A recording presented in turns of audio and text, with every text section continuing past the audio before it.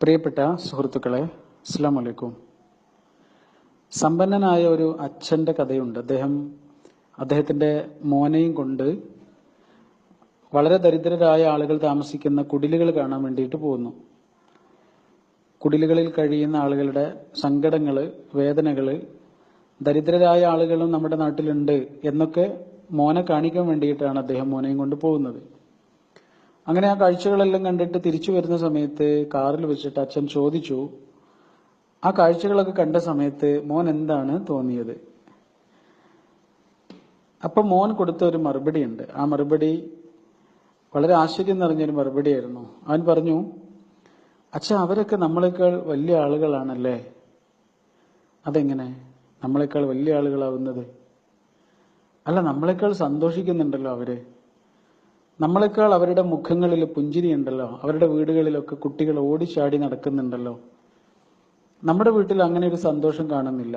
നമ്മുടെ വീട്ടിലുള്ളതിനേക്കാൾ സന്തോഷം ഉണ്ട് അവരുടെ കുടിലുകളിൽ എന്ന മോന്റെ മറുപടി അച്ഛനെ വല്ലാതെ നിശബ്ദനാക്കി കളഞ്ഞു. യഥാർത്ഥത്തിൽ എന്താണ് സന്തോഷം, അല്ലെങ്കിൽ എന്താണ് സമൃദ്ധി? അധികം ആളുകളും വിചാരിക്കുന്നത് നമുക്കറിയാം. കുറെ കിട്ടുക, ഉള്ളതിലേറെ ലഭിക്കുക, വീണ്ടും വീണ്ടും സൗഭാഗ്യങ്ങൾ വരിക എന്നതാണ് സമൃദ്ധിയുടെയും സന്തോഷത്തിന്റെയും അടയാളമായി മനുഷ്യന്മാരൊക്കെ കാണുന്നത്.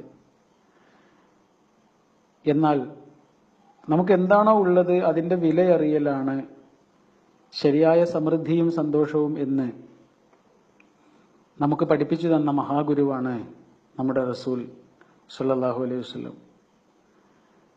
സന്തോഷമുള്ളൊരു മനസ്സ് നിലനിർത്താൻ കഴിയലാണ് ജീവിതത്തിന്റെ എല്ലാ വിജയങ്ങളുടെയും സൂത്രവാക്യം എന്ന് ജീവിതം കൊണ്ട് നമുക്ക് സാക്ഷ്യപ്പെടുത്തി തന്നിട്ടുണ്ട് നമ്മുടെ റസൂൽ. ഭൂമിയെ പോലെയാണ് നമ്മൾ ജീവിക്കേണ്ടത്. ഭൂമിയിൽ എന്തെല്ലാം വരുന്നുണ്ട്, പോകുന്നുണ്ട്. വെയിൽ വരുന്നു, മഴ വരുന്നു, ചൂട് വരുന്നു, തണുപ്പ് വരുന്നു. ചൂട് വരുന്നു, ചൂട് പോകുന്നു. മഴ വരുന്നു, മഴ തിരിച്ചു പോകുന്നു.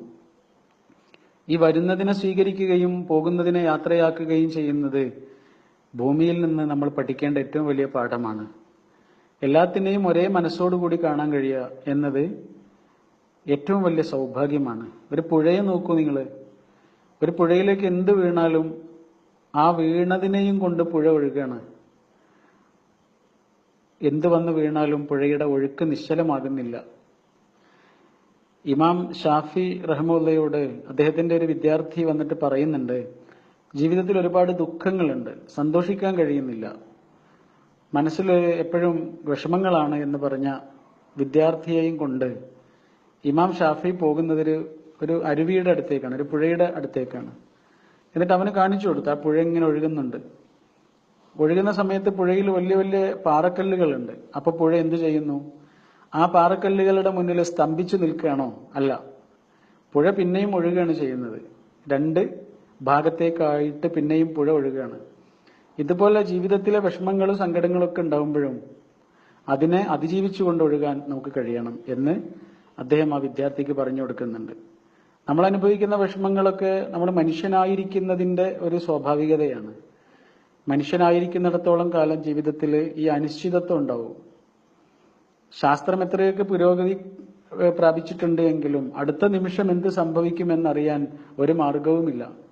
ഇപ്പൊ നമുക്ക് നമ്മുടെ സമ്പത്തിനെ കുറിച്ച്, നമ്മുടെ ആരോഗ്യത്തെക്കുറിച്ചൊക്കെ ഒരു ഏകദേശ ധാരണയുണ്ട്. പക്ഷെ നമുക്കൊരു ഏകദേശ ധാരണയും ഇല്ലാത്ത കാര്യമാണ് നമ്മുടെ ആയുസ്, നമ്മുടെ ജീവിതത്തിന്റെ അവസ്ഥ, നമ്മുടെ മരണം എപ്പോൾ വരും എന്ന കാര്യം.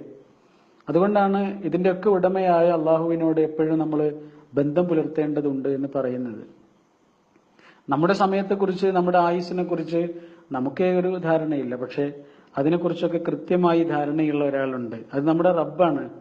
അപ്പൊ ആ റബ്ബുമായുള്ള ബന്ധവും ആ റബ്ബ് എന്തൊക്കെയാണോ നമുക്ക് തന്നത് അതിന്റെ വിലയറിയലുമാണ് പ്രധാനം. നമ്മുടെ ഒരു സുഹൃത്ത് പറഞ്ഞ അനുഭവമുണ്ട്. അദ്ദേഹം ഒരു പ്രഭാഷണം കഴിഞ്ഞിട്ട് പുറത്തേക്ക് ഇറങ്ങുമ്പോൾ അദ്ദേഹത്തോട് സംസാരിക്കാൻ വേണ്ടിയിട്ട് ഒരുങ്ങി നിൽക്കുന്ന ഒരാള്, പക്ഷെ അദ്ദേഹം ചെരുപ്പിടാൻ വേണ്ടിയിട്ട് ഒരുപാട്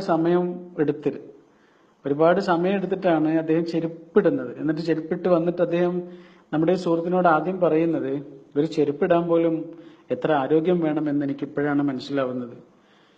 ആരോഗ്യമുള്ള നമ്മുടെ ചെറുപ്പക്കാര് ആരോഗ്യത്തിന്റെ വില മനസ്സിലാക്കുന്നില്ലല്ലോ എന്ന് അദ്ദേഹം പറയുന്നു. അപ്പൊ ഉള്ളതിന്റെ വില അറിയലാണ്. ഉള്ള സമയത്ത് എന്തൊക്കെയാണോ നമുക്ക് അള്ളാഹു തന്നത് അതിന്റെ മൂല്യം അറിയാന്നുള്ളതാണ്. അപ്പൊ നമുക്കതിൽ സന്തോഷിക്കാൻ കഴിയും. അതാണ് ഏറ്റവും പ്രധാനം. അധിക മനുഷ്യന്മാരും ഇന്നലകളിലും നാളകളിലുമാണ് ജീവിക്കുന്നത്. കഴിഞ്ഞുപോയ കാര്യങ്ങളെക്കുറിച്ച് സങ്കടപ്പെട്ടും വരാനിരിക്കുന്ന കാര്യങ്ങളെക്കുറിച്ച് ആധിയോടെ പേടിയോടെയാണ് അധിക മനുഷ്യന്മാരും ജീവിക്കുന്നത്. അതുകൊണ്ടാണ് ഖുർആൻ പറഞ്ഞിട്ടുള്ളത്, ശരിയായ സത്യവിശ്വാസത്തിന്റെ മധുരം നുകർന്നവർക്ക് പേടിയോ ദുഃഖമോ ഉണ്ടാവില്ല എന്ന് പറഞ്ഞു. ഖുർആൻ ആവർത്തിച്ചു പറഞ്ഞൊരു കാര്യമാണിത്. ഒരേപോലെ 12-13 സ്ഥലങ്ങളിൽ ഖുർആൻ പറഞ്ഞിട്ടുണ്ട്, വലാ ഖൗഫുൻ അലൈഹിം വലാഹും യഹ്സനൂൻ. പേടിയോ ദുഃഖമോ അവർക്ക് ഉണ്ടാവില്ല. ദുഃഖം നമുക്ക് കഴിഞ്ഞു പോയതിനെ കുറിച്ചും പേടി വരാനിരിക്കുന്നതിനെ കുറിച്ചുമാണ്. ഇത് രണ്ടും ഉണ്ടാവുകയില്ല ശരിയായ സത്യവിശ്വാസികൾക്ക് എന്ന് ഖുർആൻ പറയുന്നു. അപ്പോ അങ്ങനെയുള്ളൊരവസ്ഥയാണ് ജീവിതത്തിന്റെ സന്തോഷം. അധിക മനുഷ്യന്മാരും ലഹരിയിലേക്കൊക്കെ അടിപ്പെടുന്നത് എന്തുകൊണ്ടാണ്? ജീവിതത്തിൽ നിന്ന് അവർക്ക് ലഹരി കിട്ടാത്തത് കൊണ്ടാണ്. ജീവിതത്തിൽ എന്തൊക്കെയാണോ ഉള്ളത്, വീട്, കുടുംബം, ഇങ്ങനെ തുടങ്ങിയിട്ടുള്ള നമ്മുടെ സന്തോഷങ്ങളുണ്ടല്ലോ, ആ സന്തോഷങ്ങളിൽ നിന്ന് ഒരാൾക്ക് ലഹരി ആസ്വദിക്കാൻ കഴിയാത്ത അവസ്ഥ വരുമ്പോഴാണ് കൃത്രിമമായ ലഹരികളിലേക്ക് അധികം ആളുകളും പോവുക. ലഹരിക്ക് അടിമപ്പെട്ട ഏതൊരാളോട് നിങ്ങൾ ചോദിച്ചു നോക്കുക, അവർക്ക് പറയാനുണ്ടാവും ഇങ്ങനെ കുറെ കഥകള്, ദുഃഖം, വിഷമം, അസംതൃപ്തികള്. അതിൽ നിന്നാണ് അവർ ലഹരിയിലേക്ക് പോകുന്നത്. ഖുർആൻ നമ്മളോട് പറയുന്നത് ജീവിതം എന്ന ലഹരി ആസ്വദിക്കാനാണ്. ജീവിതത്തെക്കാൾ വലിയ ഒരു ലഹരിയില്ല. അപ്പൊ ജീവിതം തന്നെ ഏറ്റവും വലിയ ആനന്ദമുള്ളൊരു അനുഭവമായി മാറും. ഓരോ നിമിഷവും നമ്മൾ അതിനെ ഉപയോഗപ്പെടുത്തുകയും ഓരോ നിമിഷവും സന്തോഷ സമൃദ്ധമായ ഒരു മനസ്സോടുകൂടി ജീവിക്കാൻ നമുക്ക് കഴിയും. നമ്മുടെ നാടോടി പാരമ്പര്യങ്ങളിൽ നമ്മൾ കേട്ടൊരു കഥയുണ്ടല്ലോ, നാറാണത്ത് ഭ്രാന്തന്റെ കഥ. പറയിപെറ്റ പന്തിരുകുലം എന്ന വളരെ പ്രസിദ്ധമായൊരു കഥയാണത്. അതിലെ 12 മക്കളിൽ ഒരു മകനാണ് നാറാണത്ത് ഭ്രാന്തൻ. അദ്ദേഹത്തിന് ഭ്രാന്താണ്. അദ്ദേഹം വലിയ വലിയ പാറക്കല്ലുകളൊക്കെ ഒരു മലയുടെ മുകളിലേക്ക് ഉരുട്ടിക്കൊണ്ടുപോയി കഷ്ടപ്പെട്ട് അത് മുകളിലേക്ക് എത്തുമ്പോൾ അത് താഴേക്ക് തന്നെ പോകുന്നത് കണ്ട്, ഉരുണ്ട് വീഴുന്നത് കണ്ട് ചിരിക്കുകയാണ് ആ മനുഷ്യൻ. കഷ്ടപ്പെട്ടുണ്ടാക്കിയതൊക്കെ നഷ്ടപ്പെടുമ്പോഴും അയാളുടെ ചിരി നിലനിർത്താൻ അയാൾക്ക് കഴിയുന്നത് ഭ്രാന്ത് എന്നൊരു അസുഖം ഉണ്ടായതുകൊണ്ടാണ്. ഭ്രാന്ത് എന്നൊരു അസുഖം ഇല്ലാതെ തന്നെ ഈ ചിരി നിലനിർത്താൻ ഒരു സത്യവിശ്വാസിക്ക് കഴിയണം. നഷ്ടങ്ങളിലും വേദനകളിലും കഷ്ടപ്പെട്ടുണ്ടാക്കിയത് കൺമുന്നിൽ തകർന്നു വീഴുന്നത് കാണുമ്പോഴും മനസ്സ് തകരാതെ നിലനിർത്താൻ, പിടിച്ചു നിൽക്കാൻ നമുക്ക് കഴിയണം. പിടിച്ചു നിൽക്കുക, ഒരേ അവസ്ഥയിൽ നിൽക്കുക എന്ന അർത്ഥമാണ് ശരിക്ക് സ്വബർ എന്ന വാക്കിനുള്ളത്. സ്വബറ എന്ന് പറഞ്ഞാൽ അതാണ്, പിടിച്ചു നിൽക്കുക എന്നൊക്കെയാണ് അതിന്റെ അർത്ഥം. ഒരേ അവസ്ഥയിൽ നിൽക്കുക എന്നാണ്. അങ്ങനെയാണെങ്കിൽ സ്വബർ ഒരു മുസ്ലിമിന്റെ പേഴ്സണാലിറ്റിയാണ് എന്ന് നമുക്ക് പറയേണ്ടി വരും. സത്യത്തിൽ അതാണ്, ഒരു മുസ്ലിമിന്റെ വ്യക്തിത്വമാണ് സ്വബർ. റസൂൽ സല്ലല്ലാഹു അലൈഹി വസല്ലം പറയുന്നുണ്ട്, ഒരു മനുഷ്യന് കിട്ടിയ ഏറ്റവും വലിയ സൗഭാഗ്യം എന്ന് പറയുന്നത്, അള്ളാഹുവിന്റെ അടുത്ത് നിന്ന് ഒരാൾക്ക് കിട്ടാവുന്ന ഏറ്റവും വലിയ അനുഗ്രഹം സ്വബറാണ് എന്ന്. വമാ ഉഅ്തിയ അഹദുൻ അതാഅൻ ഖൈറൻ വഔസ മിനസ് സ്വബർ. ഏറ്റവും വിശാലമായതും ഏറ്റവും മഹത്തരമായതുമായ അനുഗ്രഹം ക്ഷമിക്കാൻ കഴിയുന്നൊരവസ്ഥയാണ് എന്ന് ഖുർആൻ പറയുന്നു. വമൻ യതവക്കൽ അലല്ലാഹ് ഫഹുവ ഹസ്ബുഹു. ഒരാള് അവന്റെ കാര്യങ്ങളൊക്കെ അള്ളാഹുവിനെ ഏൽപ്പിച്ചു കഴിഞ്ഞാൽ പിന്നെ അവനൊരു പേടിയില്ല. കാരണം ഫഹുവ ഹസ്ബുഹു, ആ അള്ളാഹു ഉണ്ടല്ലോ, അവന് സർവശക്തനാണ്. അവന്റെ കാര്യങ്ങൾ, അവന്റെ അടുത്താണ് ഇവന്റെ കാര്യങ്ങൾ ഏൽപ്പിച്ചിട്ടുള്ളത് എങ്കിൽ അവനൊരു പേടിയും വേണ്ട. അവന്റെ എല്ലാ കാര്യങ്ങൾക്കും ആ അള്ളാഹു മതി എന്ന്. ശരി, അപ്പൊ ജീവിതത്തിൽ സന്തോഷം നിലനിൽക്കണം.